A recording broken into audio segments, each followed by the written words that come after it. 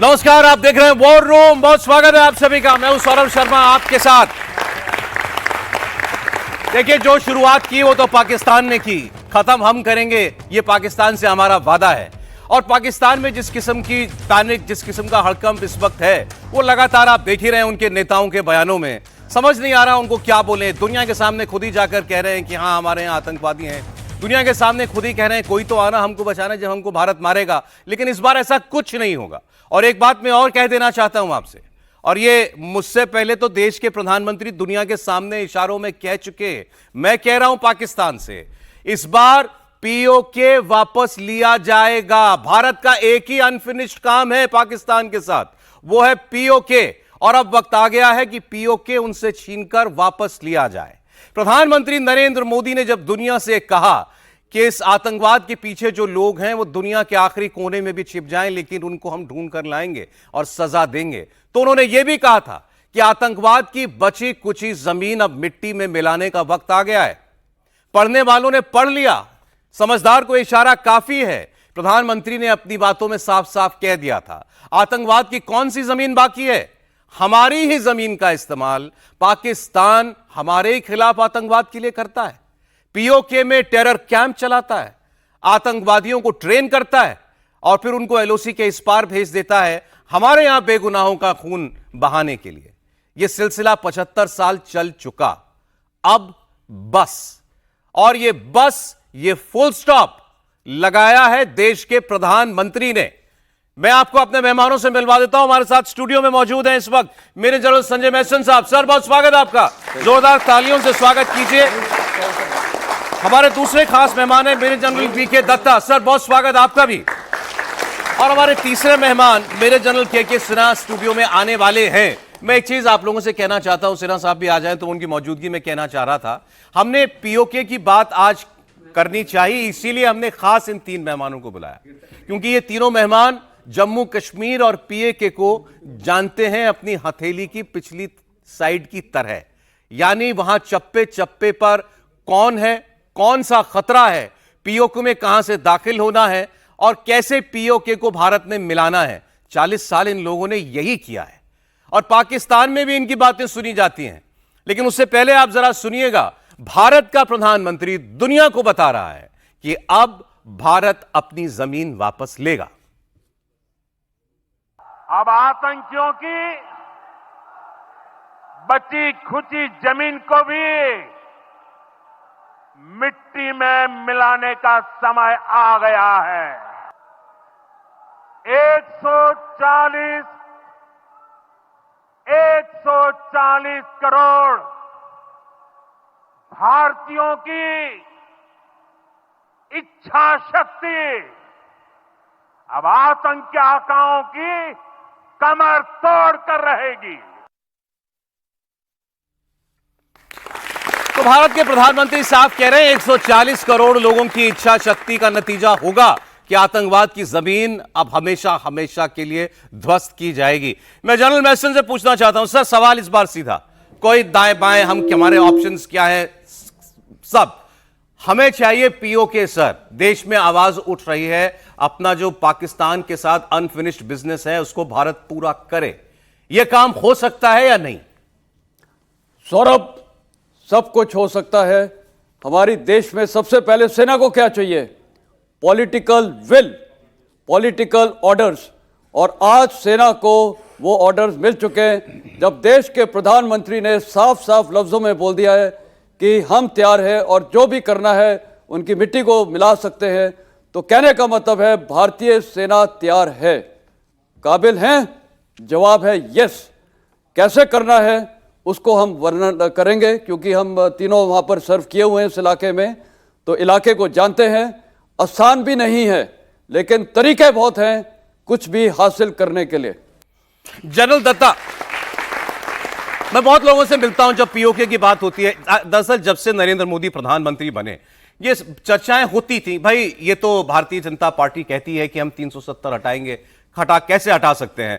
राम का मंदिर बनेगा, राम जी का मंदिर बनेगा, कैसे बन जाएगा? इतना इस डिस्प्यूट है उसके पीछे। दो काम हो गए, तीसरा काम ये पीओके का है। लेकिन पीओके के बारे में आज भी लोगों का कहना है कि कुछ चीजें नहीं छेड़ी जाती, जो बॉर्डर बन गया सो बन गया, एलओसी। अब हमें तो पाकिस्तान को यह मनाना है कि वो भी इसको बॉर्डर मान ले, लेकिन हमारी संसद कहती है हमारी सीमा तो उधर है, गिलगित बाल्टिस्तान के पार तक, तो वो तो वापस लाना पड़ेगा ना सर।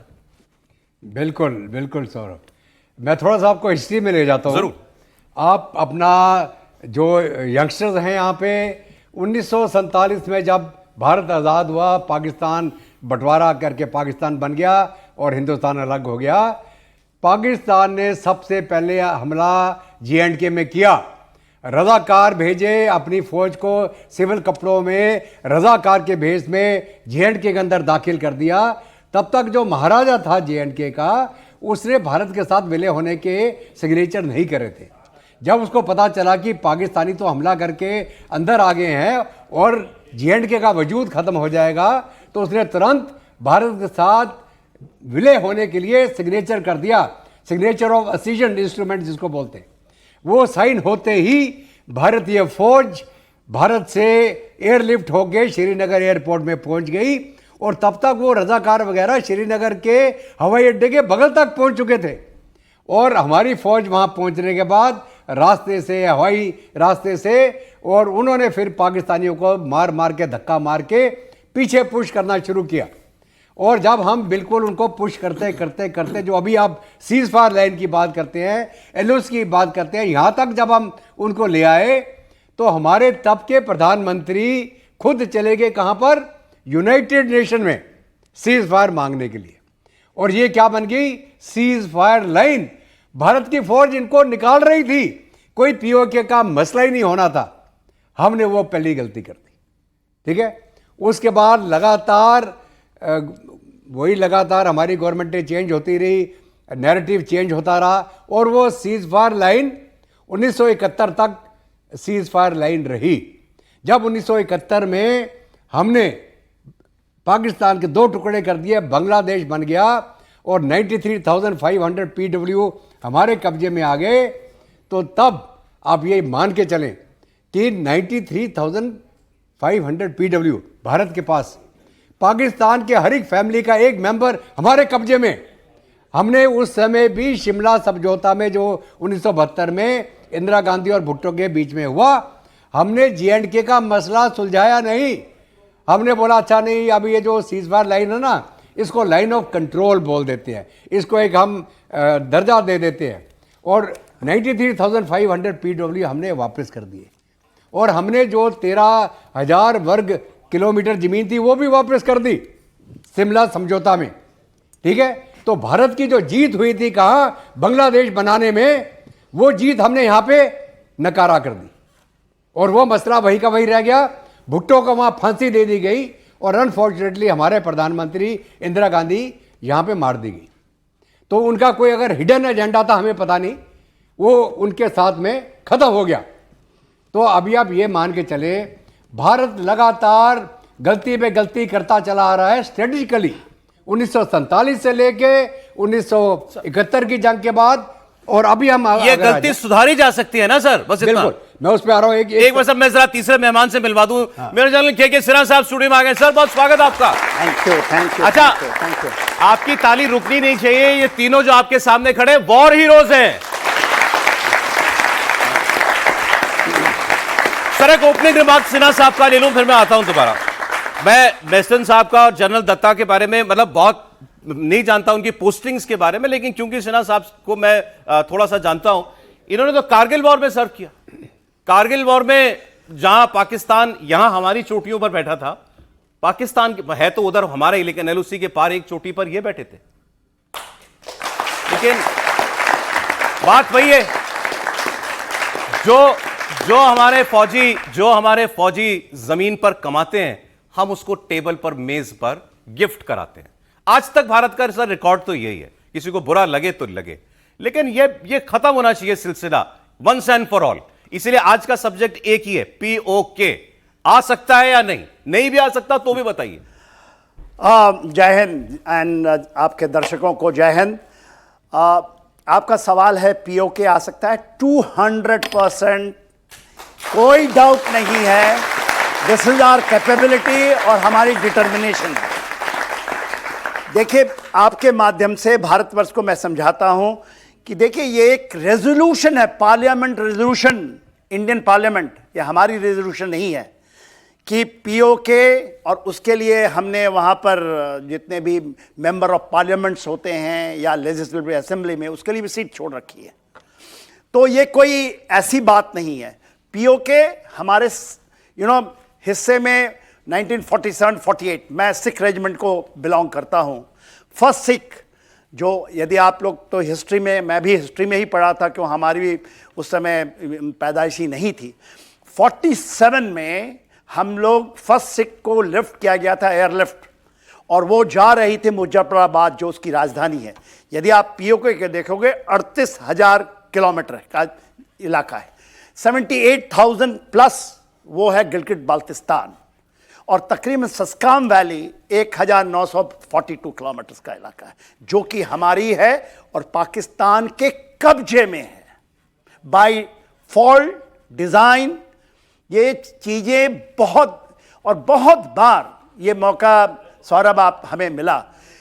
13,000 जमीन, 13,000 स्क्वायर किलोमीटर जो हम पीओके की बात करते हैं, 71 की लड़ाई में हाजी पीर बहुतों ने कुर्बानी दी, वो हमारे अंदर था, वो हम पकड़े हुए थे। उसको हम टेबल पे 1972 में 71 की लड़ाई में, जबकि 93,000 जो पाकिस्तानी प्रिजनर भी हमारे पास में थे, हम उस समय चाहते स्ट्रैटेजिकली, टैक्टिकली, ऑपरेशनल 3 लेवल होती है और एक स्ट्रैटेजिक लेवल होता है मिलिट्री डॉक्ट्रिन के अंदर। Tactically we are the best in this world, operationally हमारे यंग, मोटिवेटेड, और हम लोग सब उसी से निकले हुए हैं। हमारे मन में, और हम सारे तीनों इन्फेंट्री के हैं, हम जमीन पे लड़ते हैं। ये जो आप देखते हैं हम जमीन पे लड़ते हैं, वो हम लड़ने वाले हमारे, ये बहुत छोटी सी बात है सौरभ। और पहली बार जो मैं देख रहा हूं, देखिए ये सिंधु वाटर, जो इंडस वाटर ट्रीटी है, ये कोई ये नहीं है, ये मिलिट्री डॉक्ट्रिन का हिस्सा है, ये हमारे वॉरफेयर का हिस्सा है।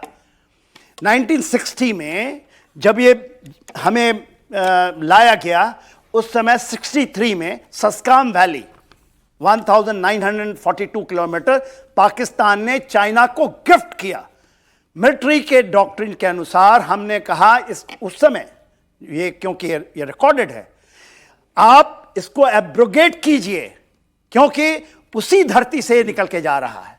मगर आज तक, और ये जो डिसीजन है ना सौरभ, यदि किसी को शक है कि पीओके नहीं आएगा तो आपकी मन की कीड़ा है, मजबूरी है या निकम्मापन है। क्या ये सिंधु जल समझौता रद्द करना? नहीं, ये तो इतनी बड़ी चीज कर दिया, ये कभी मिलिट्री डॉक्ट्रिन का हिस्सा है ये। आप कह रहे हैं कि ये हमारा फैसला जो है ये बता रहा है कि पीओके आएगा? 100%। आप पीओके को यदि आप समझते हैं, एक मैप है, जरा दीजिएगा, जरा कश्मीर का एक मैप दीजिए। पीओके है क्या चीज? हाँ। देखिए, जो इंडस रिवर है वो निकलती है हमारी धरती से, और वो कारगिल के पहले वो पाकिस्तान में जाती है, जहां हमने भी लड़ाई लड़ी है। और उसी इसको का होल्ड कर दीजिए, मैप को होल्ड कर दीजिए, यहीं पे छोड़ दीजिए इसको। हाँ, ठीक। ये जो आप देख रहे हैं, ये जो एलओसी दिखाया गया है, तो एग्जैक्ट मैप का ये देखिएगा, ये 400 जो दिखा रहे हैं 740 किलोमीटर का एलओसी, लाइन ऑफ कंट्रोल है, और ये कोई बाउंड्री नहीं। इसको 1972 में हमने टेबल पे हार गए, हम 71 में जीते थे। हाजी पीर पास, यदि आप इसको देखते हैं तो यहां से ये जो इंडस रिवर है, तकरीबन यहां से ऐसे आती है, और ये घूमती हुई ये इंडस रिवर जा रही है। देखिए ये जो इलाका है, ये यहां पर मराला हेडवर्क है, ये पूरा इलाका हमारा है। इसके ऊपर गिलगित बाल्टिस्तान का इलाका है, जो ये वाला इलाका है। ये इलाका 38,000 किलोमीटर है, और ये इलाका 78,000 किलोमीटर है, 440 किलोमीटर की लंबाई। ये हमारे सीज फायर की लाइन कर दी थी 1947-48 में, और इसको 72 समझौता एग्रीमेंट में हमने कह दिया एलओसी, और मैप पे साइन कर दिया, लाइन ऑफ कंट्रोल। जी, ये आज जिसको हम मुजफ्फराबाद कहते हैं। सर महसन साहब आप भी बता सकते हैं मुजफ्फराबाद ये किस तरफ है? ये यहाँ है। अच्छा, एग्जैक्टली यहाँ है। यहाँ से ये जो देख रहे हैं, ये झेलम रिवर आती है, यहाँ आके मिलती है झेलम। ये झेलम है, झेलम यहाँ से निकलती है। आपने अमरनाथ का सुना होगा नाम, यहाँ से निकलती है, झेलम यहाँ आती है। और ये वो जो आप शासकाम वैली बता रहे थे जो चीन को दी थी, वो ऊपर है। शासकाम वैली वहाँ है, ऑलराइट। गिलगित बाल्टिस्तान का हिस्सा है, उसने चीन को दे दिया। ठीक है। ये जो इलाका है इसको पीओके कहते हैं। यहां से लेकर के और तकरीबन यहां तक है नीलम वैली। ये नीलम वैली है, यहां पर ये हमारा इसको पीओ पाकिस्तान ऑक्युपाइड कश्मीर, वो आज़ाद कश्मीर कहते हैं। गिलगित बाल्टिस्तान 1947-48 में बाय ब्रिटिशर्स ने, क्योंकि उसको डिस्प्यूट रखना था, उन्होंने पाकिस्तान को ये दे दिया। अब मेरा सर एक सवाल है, दर्शन साहब अगर आ जाए इधर, सिंपल बिल्कुल एक लेमैन का सवाल, सिविलियन का सवाल। हमारी फौज जाएगी और वो जाकर के इधर दाखिल भी हो जाए, मान सकता हूं भारत की फौज कर सकती है, लेकिन उसको होल्ड कैसे करेंगी? और वहां जो लाखों लोग रहते हैं वो कैसे? हम मतलब अब जमीन लेंगे तो समेत इंसान की लेंगे ना। वो तो आना चाहते हैं ना आपसे, वो तो बेचारे तड़प रहे हैं आप। महसन साहब ओके, पहली बात लोगों को थोड़ा क्लियर हो जाना चाहिए। ये है NJ 9842 जिसके ये पूरा सियाचिन ग्लेशियर का इलाका है, गिलगित बल्तिस्तान का। और फिर ये है गिलगित और स्कार्डू वगैरह। ये जो आपको एंड दिख रहा है इसका पीली लकीर, आपको हैरानी होगी, भारत का 100 किलोमीटर बॉर्डर अफगानिस्तान के साथ है और वो इलाका है जिसको वखान कॉरिडोर बोलते हैं। कहने का मतलब आज हम अफगानिस्तान के साथ कनेक्टेड हैं, लेकिन ऑन ग्राउंड ये इलाका किसके पास है? पाकिस्तान के पास। तो ये हमें वापस लेने की ज़रूरत है। और ये वाला जो इलाका है ये कुपवाड़ा सेक्टर है, और फिर ये इस तरफ आ जाता है आपका ये तंगधार, इसको तंगधार बोल भी बोलते हैं, 104 ब्रिगेड है। फिर उरी आ जाता है, फिर पुंछ, रजौरी, नौशेरा, अखनूर। तो ये सारा लाइन ऑफ कंट्रोल है। मैंने मेजर सिटीज़ के नाम इसलिए लिए हैं कि आइडिया हो जाएगा कि किस प्रकार है। अब टेरेन समझना जरूरी है। ऑन टेरेन मतलब ग्राउंड। ये इलाका सियाचिन ग्लेशियर जो है, यहाँ पर हाइट तकरीबन 18,000 22,000 फीट तक है। यहाँ पर टेम्परेचर -52 डिग्री सेंटीग्रेड होता है और बहुत बर्फ ही बर्फ रहती है, ग्लेशियर है। उसके बाद ये इलाका जो है, ये कारगिल वगैरह, ये सारा यहाँ पर भी higher altitude, extreme higher altitude area, और कारगिल युद्ध यहीं पर हुआ था। कुपवाड़ा भी हायर एल्टीट्यूड एरिया, और उसके बाद धीरे धीरे हाइट कम होती जाती है। यहाँ की जो टोपोग्राफी है, जंगल है, वो बहुत ही घने जंगल हैं। और यहाँ इस इलाके में जंगल नहीं है क्योंकि ये हायर एल्टीट्यूड इलाका है, खुला इलाका है। और ये वाला जो इलाका है कुपवाड़ा, और इस इलाके में ये बड़े बड़े पेड़ हैं। जैसे आपने ये देखा होगा, ये पहलगाम अटैक, बड़े बड़े पेड़ थे, लेकिन अंडरग्रोथ इतनी नहीं है, आपको विजिबिलिटी है। ये मैंने टेरेन इसलिए बताया क्योंकि अब आपका सवाल है, क्या अगर हम कैप्चर कर सकते हैं, क्या हम होल्ड कर सकते हैं? और आपने बीच में शख्सगाम वैली भी पूछा था। शख्सगाम वैली वो है, ये इलाका जो है आप नीले में देख रहे हैं, ये इसके ऊपर, ये ऊपर वाला, ये पाकिस्तान ने, हिंदुस्तान का इलाका है। ये किसको दिया है? उन्होंने चीन को दिया है, शख्सगाम वैली। तो ये सारा इलाका, ये जितना ये पीले में है, ये सारा किसका इलाका है? हिंदुस्तान का इलाका है। अब क्या भारतीय सेना ले सकते हैं? वही सवाल बार बार उठ रहा है। देखिए, सब कुछ हो सकता है। ऑन ग्राउंड इस इलाके में लड़ाई करना जो है, ऊपर वाले हायर एल्टीट्यूड एरिया में और ग्लेशियर में, वो थोड़ा मुश्किलात है क्योंकि हाइट बहुत ज्यादा है। कारगिल युद्ध में भी वहां पर ऑक्सीजन की बहुत प्रॉब्लम है, जवानों को चलने में दिक्कत होती है, लेकिन तरीके हैं। गिलगित बल्तिस्तान में आज के दिन में वहां की जो आम जनता है वो पाकिस्तान के खिलाफ है। और जब मैं अफगानिस्तान में था, वहां से कई बार ये अफगानी बोलते थे मेरे को, जनरल साहब आप इधर से हमला करो, हम इधर से करते, इस देश को खत्म करना है। तो पहली अफगानी कहते थे मिलकर पाकिस्तान बिल्कुल बिल्कुल। मैं जब अपनी डिवीजन कमांड करने आ रहा था पंजाब में, फिरोजपुर में, मेरे को अफगानियों ने बोला, सर आप यहां से अटैक करो, हम यहां से करेंगे। अफगानिस्तान को इतनी नफरत है पाकिस्तान से, सबसे हेटेड एनिमी है। देश दोनों मुस्लिम हैं। तो ये जो मुनीर बार बार बात करता है ना, वो धर्म युद्ध, कुछ नहीं है ऐसा। वो देश इनको नफरत करता है। तो कहने का मतलब है, कल अगर भारत चाहे तो इसके बड़े तरीके हैं। अटैक बाय इन्फिल्ट्रेशन, पहाड़ों से जाके क्या नाम है, हेलीकॉप्टर्स के थ्रू जा सकते हैं। यहां पर उनकी फोर्स डिप्लॉयमेंट इतनी नहीं हो सकती है क्योंकि एक खुला इलाका है, हायर एल्टीट्यूड है। ये वाला जो इलाका है कुपवाड़ा का और ये तंगधार का इलाका है, वहाँ नीलम वैली है, किशन गंगा रिवर बहती है, यहाँ पर भी इनकी डिप्लॉयमेंट है, ऐसी बात नहीं है, लेकिन हम जाके हमला करके कैप्चर कर सकते हैं। लेकिन पूरे पीओके के पूरा कैप्चर करना इतना आसान नहीं है, क्योंकि ये टेरेन बहुत ही, यहाँ पर ट्रुप्स ज़्यादा चाहिए कैप्चर। पहाड़ों में हायर एल्टीट्यूड में 1:12 रेशियो है या 12:1। अगर उनका एक जवान है तो हमारे तकरीबन 12 लोग चाहिए कैप्चर करने के लिए, अगर हमें कैप्चर कर। हाँ, तो ये रेशियो हो जाता है।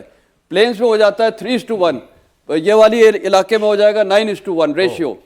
तो यहां पर ट्रुप्स की इंटेंसिटी चाहिए, लेकिन दुश्मन को आप इन्फिल्ट्रेट करिए, घुसपैठ करिए, पीछे से हमला करिए। और मैं बार बार हर चैनल में ये बोलता हूं, उधर से अफगानी जो लोग हैं और बलूचिस्तान लिबरेशन आर्मी है और जो टीटीपी है और अफगान तालिबान है, वो सब यहां पर मदद कर सकते हैं। ठीक, अब मेरा सवाल है जनरल दत्ता से।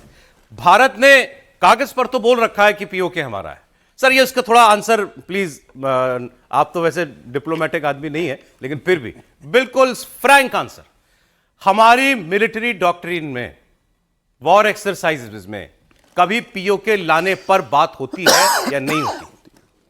ओके, मैं आपको फिर दोबारा एक बैकग्राउंड बताता हूँ। मैं जम्मू से बिलोंग करता हूँ। मेरे फादर J&K स्टेट फोर्सेस में ऑफिसर थे और बाद में J&K राइफल जब इंडियन आर्मी बन गई, और उस समय मेरे फादर जब ये बंटवारा हुआ, कोटली नाम की जगह में पोस्टेड थे कंपनी कमांडर 100 आदमी के साथ। 3 महीना मेरे फादर पाकिस्तानियों के साथ लड़ते रहे, उनको कोटली को कैप्चर नहीं करने दिया। सिर्फ 100 आदमी के साथ, 100 आदमी कोटली, आपने नाम सुना होगा, मीरपुर, कोटली, झंगड़, नौशहरा, आप समझ रहे हैं? अगर मैं उसमें डिटेल जो मैप है, अगर हम LOC का मैप दोबारा ले दीजिए, दोबारा दे दीजिए। ओके, 100 आदमी के साथ फिर हमारा पैरा ब्रिगेड नौशहरा तक पहुंचा और धक्का मारते मारते पाकिस्तानियों को वो झंगड़ की लाइन तक लेके आ गया। और पैरा ब्रिगेड की एक बटालियन कोटली में जाके लिंक अप होगी, मतलब बीच में रजाकार हैं, एक वहाँ पे कोटली में एक कंपनी हमारी बैठी है, मेरे फादर वहाँ थे, और एक बटालियन जाके लिंक अप होगी कहाँ, कोटली में। और वहाँ पे जाके उन्होंने बोला कि साहब आप कोटली को इवैक्यूएट करा दो, सारे सिविलियंस को यहाँ से निकालना है। तो मेरे फादर ने बोला आप क्या कर रही है, हम तो यहाँ 3 महीने से कंपनी के साथ लड़ रहे हैं, अब तो पूरी बटालियन आ गई। उन्हें बोला नहीं नहीं, हमको हुक्म आया ऊपर से कि आपने कोटली को इवैक्यूएट करना है। और उस समय जो चीज हमारे हाथ में थी हमने उसे खाली किया। सर बता सकते हैं आप ये कहां की बात बता रहे हैं? ओके, अभी मैं दूसरी आपको बात बता दूं, ये 740 किलोमीटर लाइन ऑफ कंट्रोल, उसमें से 250 किलोमीटर लाइन ऑफ कंट्रोल का GOC 25 डिव, ये पूरा इलाका। मैं तकरीबन 2 साल यहां का GOC था, अच्छा, लाइन ऑफ कंट्रोल के ऊपर, जनरल ऑफिसर कमांडिंग, फाइन। उससे पहले मैं जो कारगिल का अपना जो सियाचिन का ऑपरेशन हुआ था, उससे मैं स्पेशल फोर्सेस में था, वो एक अलग चैप्टर है, ठीक है। अभी जो मैं मीरपुर कोटली की बात कर रहा हूं, वो तकरीबन इस एरिया में आ जाता है, मतलब जो आपका क्या बोलते हैं, जैसे नौशहरा के सामने, पुंछ के सामने वाला उधर आज के पीओके के अंदर, बिल्कुल आज के पीओके। ओके, ठीक है। तो अभी क्या है, वो ये जितना जो रावला कोट, कोटली का नाम सुना होगा ने, सारे उग्रवादी वहां हैं, जितने ये टेररिस्ट ग्रुप हैं उधर से ऑपरेट कर रहे हैं ये लोग। और इनका इन्फिल्ट्रेशन रूट जो साउथ ऑफ पीर पंजाब है, वो 25 डिव के एरिया से आता है, जिसके अंदर मेंढर हो गया, पुंछ के ऊपर की पहाड़ियां हो गई, या नीचे नौशहरा और अखनूर के बीच का इलाका हो गया, वहां से इन्फिल्ट्रेट करके ये लोग पीर पंजाल को क्रॉस करके यहाँ पुंछ रजौरी के पीछे वाले सेक्टर में वहां पे जाके ऑपरेट करते हैं। जनरल GD बख्शी को आपने देखा होगा, जब मैं लाइन ऑफ कंट्रोल कमांड कर रहा था, वो मेरे पीछे रोमियो फोर्स कमांड कर रहे थे। उसी समय, उसी दौरान हम दोनों इकट्ठे थे वहां पे। तो मेरा कहने का मतलब यह है कि अभी J&K को POK को कैसे रिकैप्चर करना है। पहाड़ों के ऊपर जो डिफेंस लेके बैठा है, बहुत अच्छी बात है। हमारा जो टैक्टिक्स है स्पेशल फोर्सेस का, यहाँ स्पेशल ऑपरेशंस का, do not hit your head on the wall, उसको इन्फिल्ट्रेट करो, पीछे जाओ, उसकी सप्लाई रूट को काट दो, उनको स्टॉप कर दो, उनको रिइंफोर्स मत करने दो, स्काडू की एयरफील्ड कैप्चर कर दो, स्काडू पूरा वहां से कट ऑफ हो जाएगा। उनका लिंक जो हमारे कारगिल के नॉर्थ में है वो पूरा कट ऑफ हो जाएगा। ये ऑपरेशन बहुत बार हमने वॉर गेम किया हुआ है, बहुत आसानी से किया जा सकता है। हमको सिर्फ एयर सुपीरियरिटी चाहिए उस इलाके के ऊपर, ताकि पाकिस्तान की एयर वहां पे कार्रवाई ना कर सके। और हमारी एयरफोर्स में इतनी ताकत है कि पाकिस्तान की एयरफोर्स को वहां हम ऑपरेट नहीं करने देंगे। तो मेरा कहने का मतलब यह है, आप कह रहे हैं सर ये वॉर गेम हो चुका है, कई बार हो चुका है वॉर गेम, बहुत बार हो चुका है, कोई आज की बात थोड़ी है। बस कभी ऑर्डर नहीं मिला। ऑर्डर मिले तो हम कर देंगे अभी। चल ठीक, एक सवाल है सर आपके लिए, हमारे यंगस्टर्स में से, अगर पीओके को वापस से अपने इंडिया में शामिल करना है तो क्या सिर्फ वॉर ही एक तरीका है, कोई और तरीका नहीं हो सकता है? जनरल सर बिल्कुल, सॉरी। देखो बेटा, पीओके के लोग भारत के साथ आके मिलना चाहते हैं। Lot of differences there, economically progressive, वो देख रहे हैं आपकी बात जोते हैं। यदि आप टीवी चैनल देखोगे तो वहां से आवाज आती है, ये जो दहशतगर्दी है इसके पीछे वर्दी है। इंडिया नहीं बोलता, ये पीओके के लोग बोलते हैं। पीओके के लोग, हम सब को पता है, वो बेचैन हैं। कारगिल वॉर में एनएलआई जो गिलगिट बल्तिस्तान का इलाका है, वहां पर उनकी फौज हमें बोलती थी कि आप दें मौका तो हम आपके साथ आना चाहते हैं। गिलगिट बल्तिस्तान के लोग बेचैन हैं। और ये देखिए, मैं इसका पैरेलल लेता हूं, ईस्ट पाकिस्तान अभी आपको पता है वो बांग्लादेश है। 13 दिन के अंदर, ये कभी नहीं हुआ, वर्ल्ड की हिस्ट्री पढ़ लो आप, सेकेंड वर्ल्ड वॉर के बाद कोई ऐसा देश बना ही नहीं। 13 दिन वॉर चली थी, केवल 13 दिन की वॉर, और वो प्लेन का इलाका। और उस समय अमेरिका हमारे अगेंस्ट में था, और उसकी 7th फ्लीट जो उसकी बैटल ग्रुप है बे ऑफ बंगाल में, यूके की बैटल ग्रुप जो पर्शियन, आप जो ये देख रहे हैं अरेबियन सी, उसके ऊपर कि आप नहीं, पूरा एडवर्स कंडीशंस में हमने ये किया है। आज तो पूरी दुनिया हमारे साथ में। तो ये ऐसा नहीं है कि ये अपने आप कोई मैजिक बैंड है। इसके लिए जो दृढ़ संकल्प आप देखा है पहली बार, नहीं तो आप ऐसे तिल तिल कर तो मरोगे ही। पहले तो पूरे देश में होता था ना, चाहे 26/11 हो गया। अभी आपने देखा पहलगांव की पहाड़ियों में 26 लोग भारतीय, 28 मरे हैं, 2 बाहर के हैं। उनको किस तरह से मारा गया है? ये आतंकवाद, ये कोई मिलिट्री गेम, उनकी स्ट्रैटेजिक ये है, वो उनकी हाथ है। आपके पार्लियामेंट में घुस जाते हैं, 26/11 कर जाते हैं। यदि आप कल यहां पर दिल्ली सर एक सवाल मेरा, सॉरी, आपने बांग्लादेश वाली बात चूंकि की, बांग्लादेश ईस्ट पाकिस्तान था, वो सारा उसकी ताकत जो थी पाकिस्तान की यहां वेस्ट में कॉन्सेंट्रेटेड थी, हमने उसको वहां अलग थलग कर दिया। और सबसे बड़ी बात, बांग्लादेश खुद अलग होना चाहता था। आप सर्टन है, पहला सवाल, अगर हमारी फौजें पीओके में दाखिल होती हैं तो उनका स्वागत होगा लोकल पॉपुलेशन के द्वारा, जैसा बांग्लादेश में होगा। वहां पे ऑलरेडी एजिटेशन चल रहा है। इसमें कोई शक नहीं है आपको कि ये होगा जी। सेकेंडली, आप जितना भी पीछे ढकेलेंगे उसको, वहां तो उसके वो तो सीमाएं अलग हो गई थी, वो ईस्ट पाकिस्तानी कट के अलग हो गया, एक हिस्सा अलग हो गया था। यहां तो पाकिस्तान लड़ता रहेगा ना, हम उसको चाहे जितना भी पीछे कर दें, नहीं लड़ेगा। देखिए ये समझने की बात है। देखो ये एक बार मैं पढ़ जाऊं। देखिए ये इलाका जो ये बता रहे थे, कोटली इधर है और मीरपुर यहां है। ये मराला हेडवर्क है यहां पर, जो उनका हेडवर्क, जहां पानी को हम लेंगे इसको। ये जो इलाका आप देख रहे हैं, ये खैबर पख्तूनख्वा, वहां पर तो ऑलरेडी वो अफगान डोरंड लाइन में आना चाहते हैं। वो तो कहते हैं ये हमारा है, पख्तूनिस्तान बनाना चाहते हैं वहां पर। ये जो इलाका है आप देख रहे हैं, ये Pakhtunistan, and we are very, Pakhtunistan, Balochistan का पहली बार सुन रहे हैं पख्तूनिस्तान।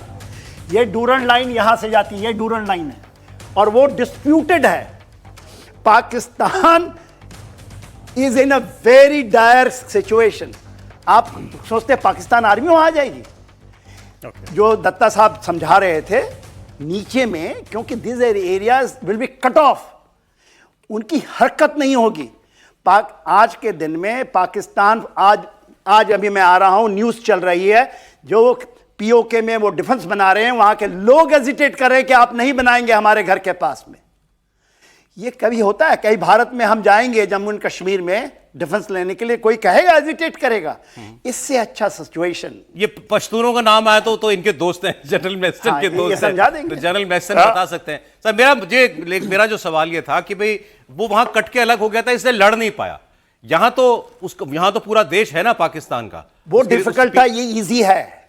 हमारे वो लिए डिफिकल्ट है, ये इजी है। क्यों सर? सॉरी, फिर से दोहराइए। मेरा सवाल यह था कि क्यों पाकिस्तान लड़ना बंद नहीं करेगा?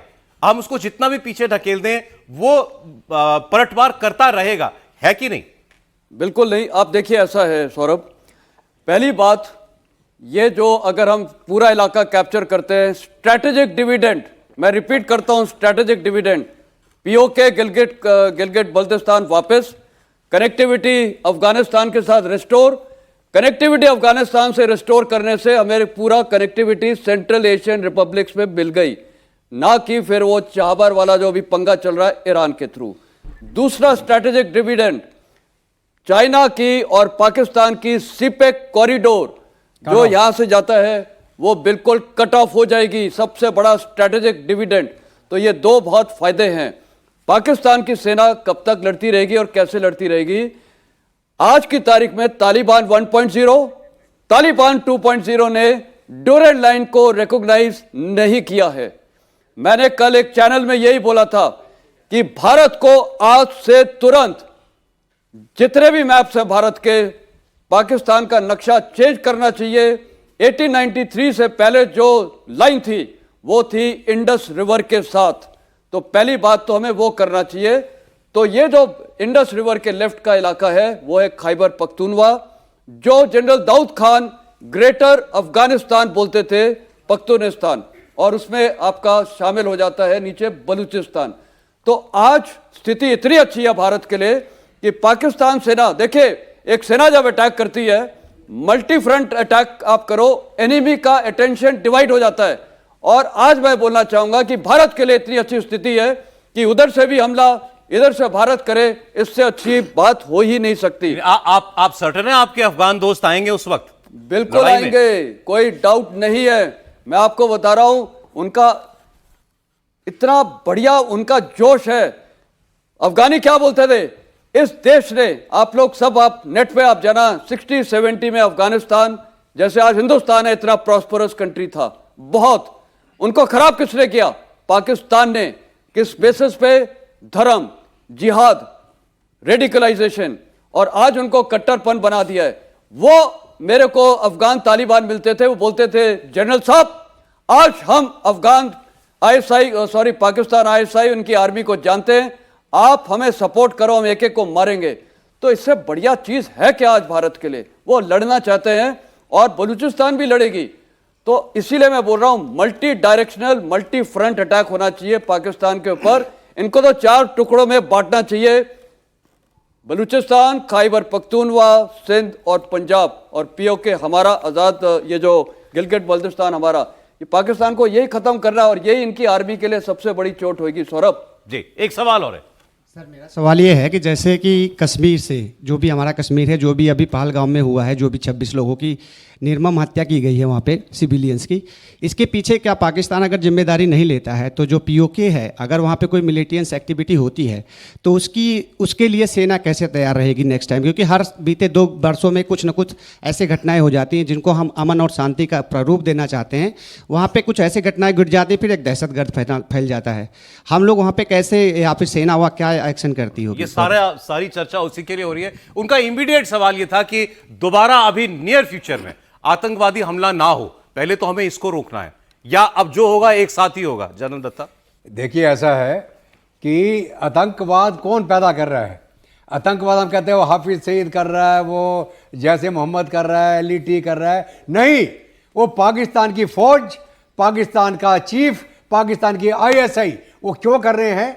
71 की जंग की हार उनको इतनी बुरी लगी, उनको ये समझ नहीं आ रहा कि हम भारत की फौज से लड़े कैसे, क्योंकि डायरेक्टली नहीं लड़ सकते। तो एक चीज़ बोलते हैं एसिमेट्रिकल वॉरफेयर, आप मतलब ये उग्रवाद के माध्यम से, टेररिज्म के माध्यम से आप चोट पहुंचाते रहे अपने दुश्मन को। और अगर मैं बोलूँ तू क्या कर रहा, नहीं साहब मैं तो नहीं कर रहा। उन्होंने क्या बोला, मैं 1947 रजाकार है जी, पाकिस्तान आर्मी नहीं आई। कारगिल में बैठ के बोला पाकिस्तान फौज नहीं आई, और बाद में खुद बोला फौजी जब मरे उनके, और खुद उन्होंने लिखी किताब कि हम गए थे वहाँ पे। जो 26/11 हुआ, बोलते नहीं ये तो हिंदुस्तान ने खुद कर लिया, सेफरन टेरर, कि हिंदुओं ने करा वो अटैक, ठीक है। तो कहने का मतलब यह है पाकिस्तान हर एक चीज को फॉल्स फ्लैग ऑपरेशन बोलता है। वो ये भी बोल रहा था पहलगाम में फॉल्स फ्लैग ऑपरेशन, छत्तीस सिंहपुरा में जो हुआ 2000 में जब क्लिंटन आया, फॉल्स फ्लैग ऑपरेशन। इतने बेशर्म लोग हैं कि वो कहते हैं ना मुंह में खून लगा हुआ फिर बोले मैंने तो नहीं खाया। तो ये कहना, एक बचपन हम वो कहते थे Johnny Johnny what is doing open your mouth, Johnny Johnny yes हाँ वही। तो ये उनका कहानी है। लेकिन अभी क्या है कि बलूचिस्तान, खैबर पख्तूनख्वा, आपका सिंध, और पाकिस्तान क्या है सिर्फ पंजाब। पंजाब और पाकिस्तान की फौज क्या है सिर्फ पंजाबी फौज। पूरी की पूरी जो पाकिस्तान की फौज है वो पंजाबी मुसलमान, ठीक है। लोग उनसे ऑलरेडी परेशान हैं। बलूचिस्तान पंजाबियों को बसों से निकाल निकाल के मारते हैं। तो मेरा कहने का मतलब ये है कि ये जो अगर जंग होती है, ये टेररिज्म की जो बात है, पाकिस्तान की फौज, पाकिस्तान का चीफ, पाकिस्तान की ISI वो कर रहा है। जब हम उनकी जड़ी काट देंगे तो फिर कहां से पैदा करेंगे। ठीक है सर, आज का क्लोजिंग रिमार्क जनरल सिन्हा थोड़ा शॉर्ट में, आपको कोई शक है कि इस बार साल 2025 में पाकिस्तान का नक्शा बदलने वाला है? मुझे कोई शक नहीं। जो एक्चुअल डिसीजन मेकर्स हैं उन्होंने कहा है और उन्होंने लाउड एंड क्लियर मैसेज दिया है कि इमेजिनेशन से जो कल्पना भी नहीं की है उसका आपने देखा रिट्रीब्यूशन। ये इंडस वाटर ट्रीटी की जो एब्रोगेशन है ये छोटी सी चीज़ नहीं है। और ये केवल यही नहीं कि यही हम मेथड अपनाएंगे। तो कल्पना तो आप देखिए, ये ऐसा समय, स्ट्रैटेजिक टाइमिंग कभी परिस्थिति नहीं आएंगी, चाहे वो अफगानिस्तान हो, चाहे सेंट्रल एशियन रिपब्लिक हो, world as a whole. World is at war. I am not war monger, but ऐसा नहीं है कि हम न्यूक्लियर वॉर एक्सचेंज, जिस बहुत सारे लोग कहते हैं ना हो जाएगा। We can take it. आप डिटरमिन्ड हो। यदि कारगिल वॉर में हम कर सकते हैं, जबकि हमें था कि हम LOC के उस पार नहीं जाए, लाइन ऑफ कंट्रोल के उस पार जाएंगे, एक कदम नहीं, पर हम लोगों ने किया है, आज भी है वो। नहीं, शिमला एग्रीमेंट हटाना चाहता ना, वो हटा दे। हम वेट कर रहे, तुम हटाओ शिमला एग्रीमेंट। हटा दिया, उसने हटाया।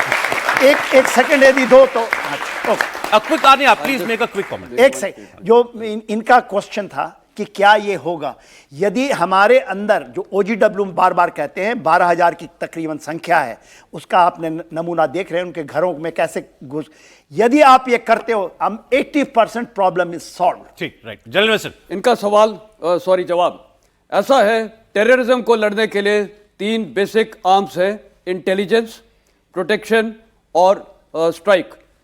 इंटेलिजेंस, जितनी भी एजेंसीज हैं उनका काम है इंटेलिजेंस देना, वो इस टाइम चूका है, कोई शक नहीं है। दूसरा है प्रोटेक्शन। प्रोटेक्शन की जिम्मेदारी है सेंट्रल आर्म पुलिस फोर्स या जितने भी पैरामिलिट्री फोर्सेज है, भारतीय सेना का नहीं है। भारतीय सेना है स्ट्राइक फोर्स, जो तीसरा एलिमेंट है। तो अगर ये एक्शनेबल इंटेलिजेंस है तो यहां पर चूक भी हुई है प्रोटेक्शन पे। अब भारतीय सेना आज की तारीख में क्या कर रहा है, आप देखिए, हर जगह कुपवाड़ा, हर जगह कॉन्टैक्ट पॉइंट्स हो रहे हैं, वो आज हम कर रहे हैं।